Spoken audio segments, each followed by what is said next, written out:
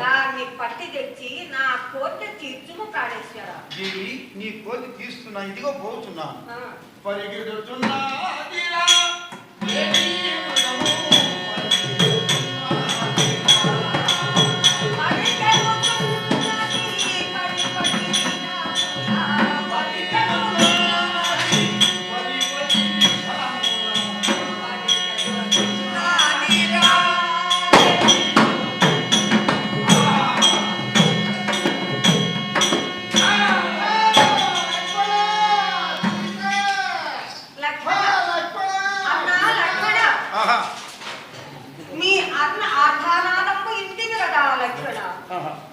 నీ అన్నకేదో ఆపద కలిగినట్లున్నది కానీ నీవును పోయి నీ అన్నకు రక్షింపమని నేను ప్రాధేయపడుతున్నాను.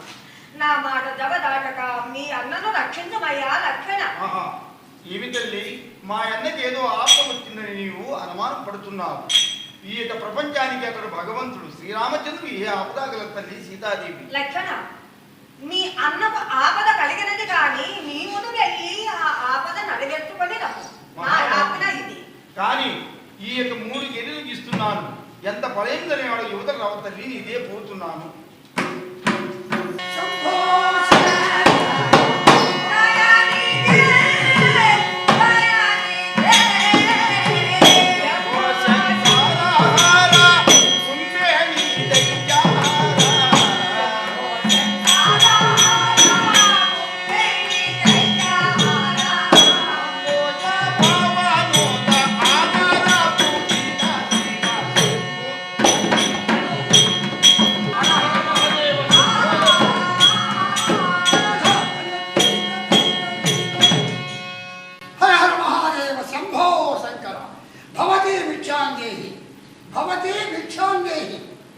అయ్యా యతీంద్ర, రమ్ము, ఈ ఆసనము పైన కూర్చొని ఈ ఫలంబులు భుజించుము. యతీంద్ర, ఈ ఆసనము పైన కూర్చొని. యువదేవుని, నీ ఒంటరిగా ఈ యొక్క భుజయమచంత ఉన్న కారణమేమి? నీ వృత్తాంతమేమో నాతో విన్నవించము. యతీంద్ర, మాది అయోధ్యా పట్టణం, దశరథ మహారాజు కోడెలను. నా పతి శ్రీరామచంద్రుడు, నా పేరు సీతయ్య. ఇప్పుడిప్పుడే ఒక లేడి మృగముకు కనపడగా దాన్ని పట్టి చెత్తుమని అడవులకు అన్నదమ్ములు ఇరువురును వెళ్ళి ఉన్నవారు. నీవు ఇచ్చోట ఉండినను వారు వచ్చినను నీకు అతిథి మర్యాదలు గావింతురయ్యా మౌనీశ్వర. సుందరేమణి, నీ వృత్తాంతమేమో చెప్పితివి. నేనెవడనుకున్నావు? నీ ఇంటి భిక్షకుడునా? భిక్షకుడు కాదు, త్రిలోక విద్య కాలంలో కూడా రావణ చక్రవర్తిని నేను. లంకాపట్నం వేలే భూపతిని. నిన్నిప్పుడే ఈ క్షణమయ్యే చర్య ఎత్తుకుని నా లంకాపట్నం చేర్చుడు.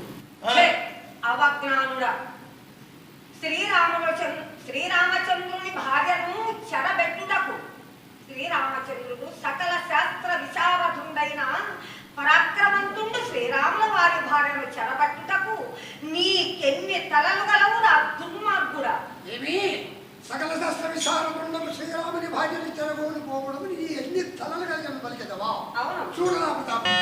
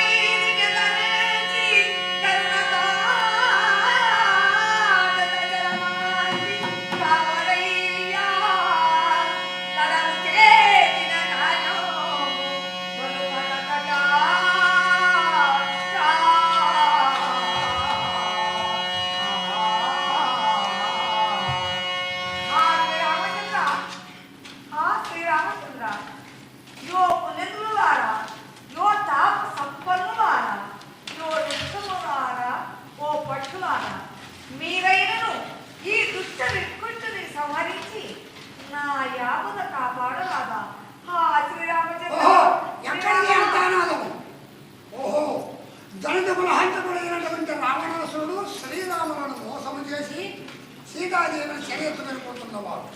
ఏ విధమ చేతనైనా వానికి మాత్రం ఆ మహాతల్లిని దక్కనివ్వడు. ఇదే వెళుతున్నావు. ఏమిరా మిగులు పొగరెక్కి మిట్ట నిరమీరుస్తున్నావా? జగదేక మాత శ్రీరామును మోసము చేసి ఆ సీతాదేవుల చర్య ఎత్తుకెళ్ళిపోతున్నావు.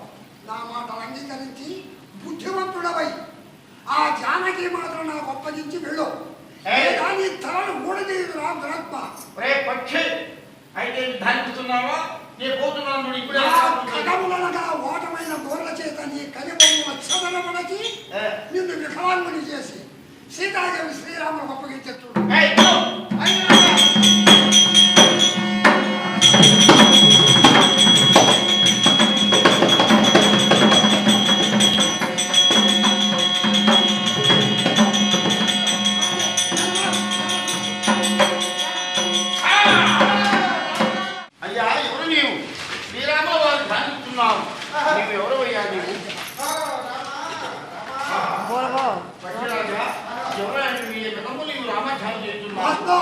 శ్రీరామచంద్ర పతిత పావన నామ స్వామి, నేను జటాయుని పక్షుడు స్వామి. దండకులహంతకుడైనటువంటి రావణాసురుడు నీ భార్యను చెర ఎత్తు వెళ్ళిపోతుండగా నేను ఆమె చెర విడిపించాలని చెప్పి వారితో కలిసి యుద్ధము గావించి వారి ఖడ్గము చేత నా రెండు పక్షములను రెక్కలతో కొట్టినాడు తండ్రి. ఇదిగో నేను నేల మీద పడినాను. ఈ సమాచారము మీకు చెప్పాలని చెప్పి ఇంతవరకు నా దిమంలో ప్రాణం ఉంది స్వామి. సమాచారం నీతో చెప్పిన పక్షిరాజా, నా హృదయపూర్వకంగా నీకు జీవిస్తున్నాను కనుక, కానీ శ్రీరాము యొక్క ధ్యానం చేయుతున్నావు, నా భక్తుడుగా ఉన్నావు. ఇదిగో ఇప్పుడే ఆ వైకుంఠం చూపించుకున్నావు. పక్షి పక్షి పక్షి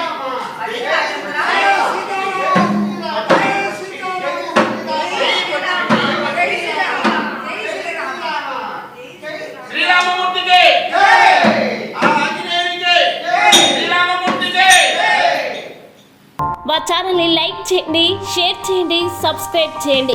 మరిన్ని అప్డేట్స్ కోసం పక్కనే ఉన్న బెల్ బటన్ నొక్కండి.